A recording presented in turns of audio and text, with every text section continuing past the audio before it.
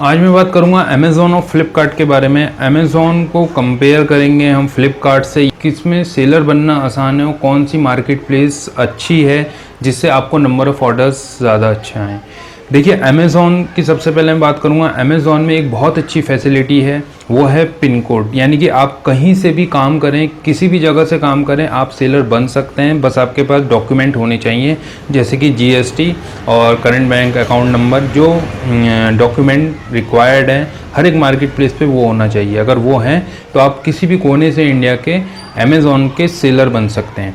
अब बात करूंगा मैं फ्लिपकार्ट की, तो फ्लिपकार्ट में अगर सेलर बनना चाहते हैं और आपके पास डॉक्यूमेंट हैं जैसे जीएसटी, करंट अकाउंट नंबर, ये सब हैं, तो उसके बाद भी आप सेलर नहीं बन सकते हैं, क्योंकि उनकी ई कार्ड सर्विस होना ज़रूरी है। अगर वो नहीं है तो आप सेलर नहीं बन सकते हैं। जबकि अमेज़ॉन की भी अपनी लॉजिस्टिक कंपनी है जिसका नाम है ईजी शिप। अगर ईजी शिप नहीं है तो आप सेलर बन सकते हैं। यहाँ पे फैसिलिटी है, यहाँ पे नहीं है।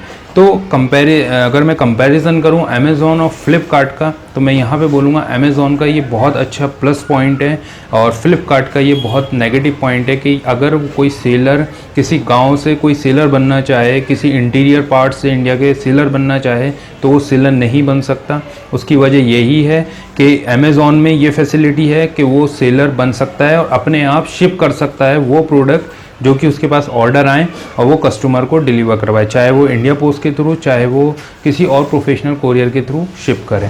जबकि फ्लिपकार्ट में ऐसा कोई ऑप्शन नहीं है। अगर ई कार्ड है तो ही वो सेलर बन सकता है और उसको इसके अलावा कोई और ऑप्शन नहीं है फ्लिपकार्ट में। तो यहाँ पे ये नेगेटिव पॉइंट है फ्लिपकार्ट का। इस पॉइंट को मैं अपने तरीके से आपको समझाता हूँ, अपना एग्जाम्पल लेके समझाता हूँ। 2013 से मैंने ई कॉमर्स बिजनेस स्टार्ट करा था और 2013 के बाद 2014 में मैंने अमेज़ॉन अकाउंट ओपन कर लिया था। जबकि मेरे शहर में ईजी शिप अवेलेबल नहीं थी, लेकिन 2014 से मैं अमेज़ॉन पे सेलर रहा और अभी तक मैं सेलर हूँ। तो यहाँ पे फ्लिपकार्ट की बात करूँ, मैं फ्लिपकार्ट पे मैं 2018 में आके सेलर बना, क्योंकि यहाँ पे ई कार्ड की सर्विस जो है, डिलीवरी सर्विस शुरू हो गई थी 17 में, लेकिन जो पिकअप सर्विस थी जहाँ से पिक करते हैं सेलर के एड्रेस से ऑर्डर्स, वो अवेलेबल नहीं थे, वो फैसिलिटी अवेलेबिलिटी नहीं थी। तो उसकी वजह से मैं जो हूँ फ्लिपकार्ट पे सेलर जो है 2018 एंड में बना। तो यहाँ पे आप डिफरेंस समझ सकते हैं कि अमेज़ॉन पे जब मैं 2014 से और 2020 चल रहा है, लगभग 6 साल हो गए हैं। 6 साल में मैंने कुछ तो अर्न करा होगा। अब कुछ अर्न करने के साथ साथ अमेज़ॉन ने भी कुछ अपना कमीशन लिया होगा। तो यहाँ पे फ्लिपकार्ट का थोड़ा सा लॉस हुआ है। अगर फ्लिपकार्ट अवेलेबल होता तो कोई सर्विस ऐसी फैसिलिटी होती फ्लिपकार्ट में, तो मैं सेलर बनता और मैं फ्लिपकार्ट से कुछ अर्न करता, साथ ही में फ्लिपकार्ट भी जो है मुझसे कुछ अर्न करता। बहुत से सेलर्स ऐसे होंगे जो ये सोच रहे होंगे कि अगर अमेज़ॉन की सर्विस है तो क्या करे और फ्लिपकार्ट की सर्विस है उसके शहर में तो क्या करे। तो मैं उन सेलर्स को यही कहना चाहूँगा कि देखिए, आप अमेज़ॉन पे शुरू करें या फिर फ्लिपकार्ट पे शुरू करें, ये आपकी मर्ज़ी है।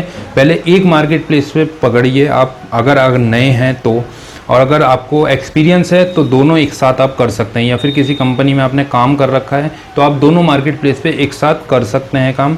और यहाँ पे दोनों मार्केट प्लेस के साथ जब आप काम करेंगे तो आपको नंबर ऑफ़ ऑर्डर्स की यहाँ पे मैं कहूँगा कोई टेंशन नहीं होगी, क्योंकि अगर आप लिस्टिंग जानते होंगे, आप लॉजिस्टिक पार्ट से काम करना जानते होंगे कि किस तरीके से काम होता है, आप पेमेंट अपडेट करना जानते होंगे, आप लिस्टिंग जानते होंगे, जो भी ई कॉमर्स के बैक एंड पे जो काम होते हैं वो आप सब जानते होंगे, तो आप डेफिनेटली अच्छा कर पाएंगे। तो एक नए सेलर्स अगर ये एक्सपीरियंस है तो वो इस तरीके से काम करे, और अगर एक्सपीरियंस नहीं है, आना चाहते हैं, तो वो अमेज़ॉन या फ्लिपकार्ट जो आपको बेस्ट लगे, जो आपको समझ में आए, दोनों बेस्ट हैं। आप किसी पे भी आप काम शुरू कर सकते हैं।